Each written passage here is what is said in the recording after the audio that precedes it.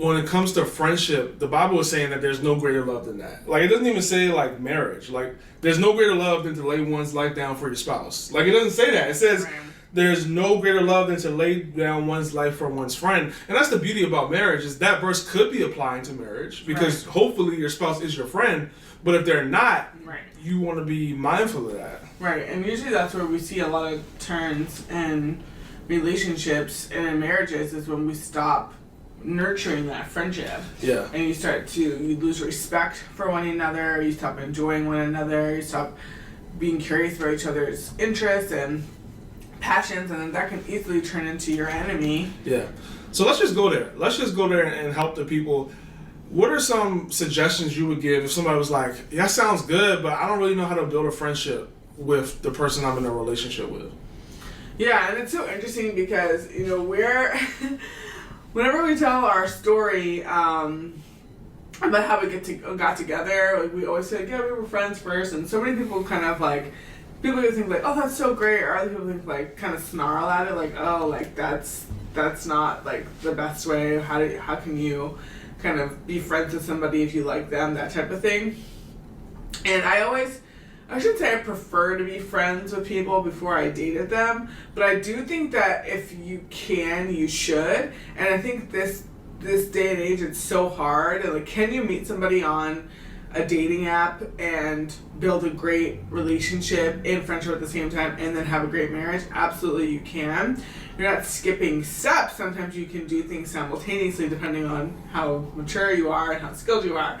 But you're still building that friendship at the end of the day, versus a story like ours where we built the friendship first before there was any like romantic interest. So I think that it's important I'm saying that because so many people want to skip the friendship step. And they're like, oh, well, I'm not attracted to them, or I am attracted to them, so then I don't even consider being their friend, and I just want to date them.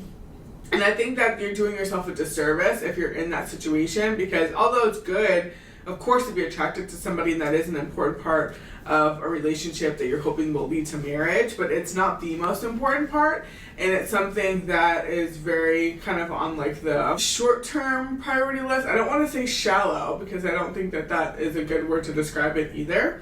But all that to say, definitely don't underrate friendship when it comes to relationships. And so what's something practical people do? Do? So I think 3 things that come to mind when you're thinking about, okay, how can I build a friendship, is first to be curious.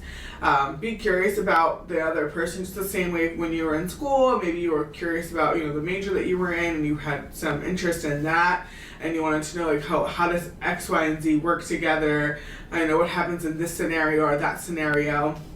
You want to have that same curiosity, and I'm a big believer of like, just because you leave school doesn't mean you stop learning, and that applies to every area of your life, especially when it comes to relationships. And so be curious about the person that you're with, or that you want to be with, or even just your friends, the platonic friends that you have now. Be curious about them. So I talk about this with my friends sometimes. Some of us have an understanding of what our friends' jobs are, and some of us don't. Like sometimes you can say what their title is. And I have a good friend who is a software engineer, and it's kind of like talking through like, when we were in college, it was kind of like everything was over my head. She talked to me about JavaScript, all these different languages, and I was like, that is not my thing. But taking the time to be curious about her profession, it just helped me gain so much more respect for her, because I was like, oh wow, like this is hard what you're doing, but it's also such a great skill and very valuable. And taking that same curiosity, of course, with your friendship with your boyfriend or girlfriend, and then just your regular friends as well. So the first thing is just being curious. So even if you don't like basketball, try to learn. Like, try to be like, even if you don't like it, find out what it is that they like about it. So you don't have to become a fan of what it is that they do, but you want to be supportive of what they love about it. Yeah, because I think everybody feels special when someone takes interest or a liking to something that they are doing. Right. So it's like, wow, like one of our podcasts we did recently with Raph and Karen, he talked about how much it was special when she sat down and watched the whole football game. Right. with her. Not that she understood it or Even realized liked what was it, going yeah. on, but just the fact that she would take the time to do that was something that was very special. Yeah, just trying and like, okay, if this is important to you, it's important to me, and that doesn't mean you have to watch football or read software engineering books on your own time. It just means like Software engineering for dummies. Yeah, I'm sure it's out there. There's YouTube videos about everything, clearly. So yeah, that's what the first thing is, to be curious. The second thing is, and it's probably arguably the most important, is respect. So you can't have a friendship, or healthy friendship, or really any healthy relationship with anybody without respect. And you have to give it. Hopefully the person you're with or that we're talking about here is healthy and gives it to you as well. But you have to have like no-go zones. There has to be certain things that you will not say and that you will not do in your friendship with your partner or with your platonic friends. So like, I'm not going to call you out your name. I'm not going to raise my voice. I'm not going to, use vulnerable moments that you've shared with me against you at all, but especially not in times of conflict and try to say, well, that's why you because of what happened in your childhood. You just have certain because those things are going to be very distracting. You're less likely to really, when you're in a disagreement with somebody, you're less likely to go as far as you could go if they're your friend. Right. Like if we're friends, I know what could hurt you, but I'm not going to go there because I care about you. It's knowing someone's buttons and choosing not to press them. You only do that with your friends. Right. So, because a lot of times we know a lot more vulnerable things about our partners or about our spouses, and it can be very tempting. The enemy knows that, and he wants you to destroy your relationship and tear. And the Bible literally talks about that, especially for women, tearing down your house with your words. And you don't want to do that or be that type of person. So second would definitely be respect. You need to respect your friend, respect your partner, and hopefully they will respect you in return. But even if they don't, you need to still decide to be respectful. Well, if you're dating and they don't, get out of there. Right, so that's the second thing. The first one, be curious, be respectful. And the last one is to have fun. Like, you really need to laugh a lot to really be friends with someone. How can you be friends with someone if you don't have a good time? I feel like that's the first thing we think about of friendship is like laughing, having a good time together, going out together. Do you feel like people struggle in dating with the balance of...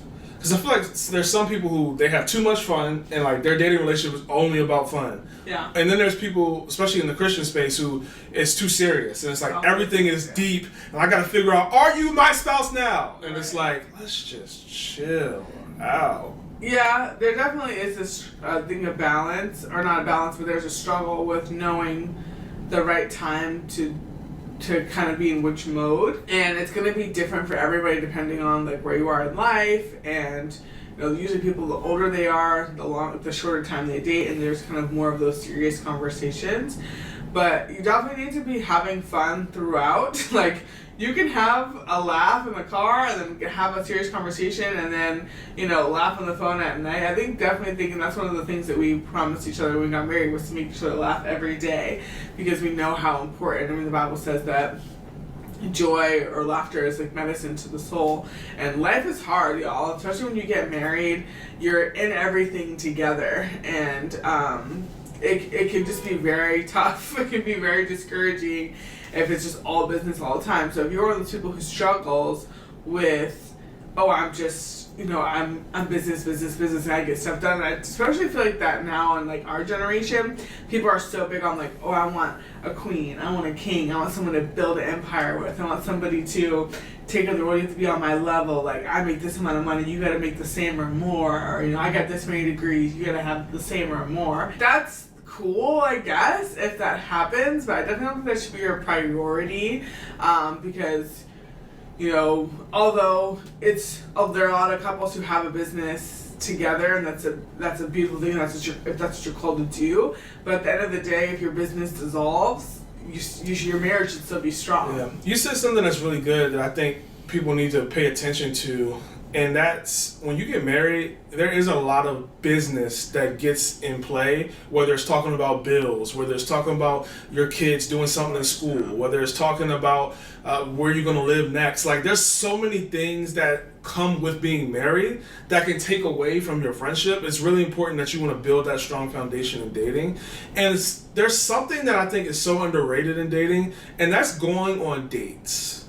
Like, it's amazing to me how many dating couples don't actually date. Like, they don't actually go on dates. Like, yes, you are around them. You guys hang out. You may sit on the couch. You may be at an event or a function, but you don't necessarily have, hey, every Friday, every Saturday, every Tuesday, whatever it is, twice a month, there's going to be some time where we're intentionally having a date where we're going out and it's just us. We're just spending time together intentionally. And that's so important, I believe, to start in dating. Yeah. Because the habits you start in dating will carry over into marriage, and marriage only amplifies everything. Right. And if you're in a marriage, like everyone who married is, and there's business that starts coming into play, if you don't know how to take a pause, whether it be once a week, twice a month, once a month, to just go on a date with your spouse, to be able to have that fun, it's going to be really hard to find time to have fun. As crazy as that sounds.